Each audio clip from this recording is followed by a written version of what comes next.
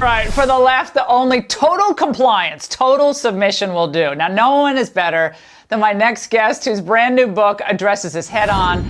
Here now, Ben Shapiro, host of The Ben Shapiro Show, author of the new book, Authoritarian Moment, out tomorrow.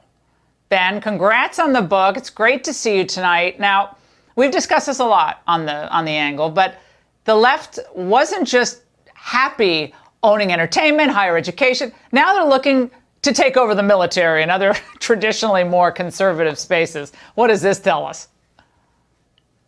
The renormalization, Laura, of every single major institution in American life is continuing apace. And everybody can feel this by polling data. Literally the only people in America who, by broad numbers, feel comfortable saying what they think are people who exist on the radical left. If you're not on the radical left, you have to think twice about it. You're afraid of being socially ostracized. You're afraid of being fired. And it's because the institutions themselves have been changed and changed from the inside. All it takes is about 20% of people at any given institution to renormalize the institution along their line, so long as they are intransigent, so long as they are very loud, and so long as there's cowardice within the institution. You've seen it happen in a wide variety of institutions, all the way up to and including places that conservatives thought were relatively safe, corporate America, for example, or the military. And as we see these stories rolling out, there will be blowback. We can just hope that the blowback isn't too little too late here.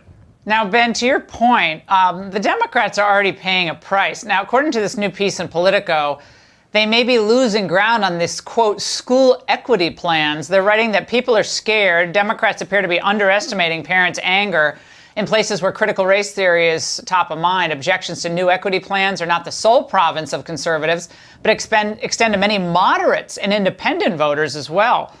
Ben, they're just realizing this. And if they're doing it to the military with the wokeism, the schools, you're running into mama bears there in school and daddy bears.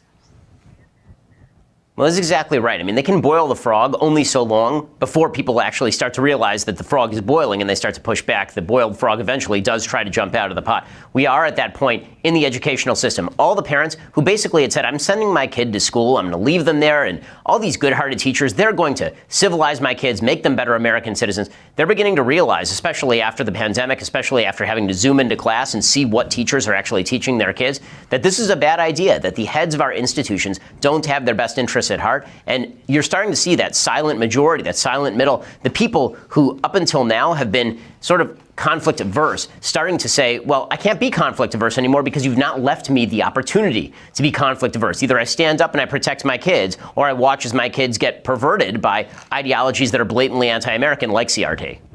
Now, one final point, Ben, and it goes to the point of your book. Now you have the ADL, the Anti-Defamation League, that are working with PayPal to try to stop funding so-called hate groups. Now, people think KKK, okay, but it's not really defined what the, quote, hate groups are going to be. What does this say to conservative organizations or others that could just be thrown into some list just because they disagree on some basic issues? Well, I mean, pick your poison on what issue. What does this tell us? What direction are we going in?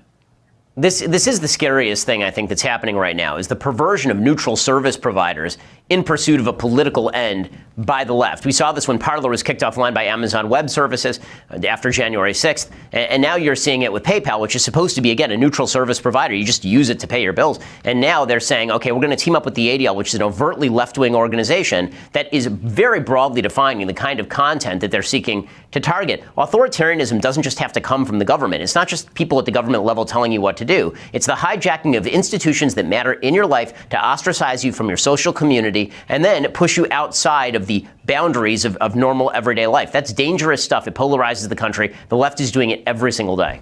Ben, thank you. Everyone go buy the book. The Authoritarian Moment is out tomorrow.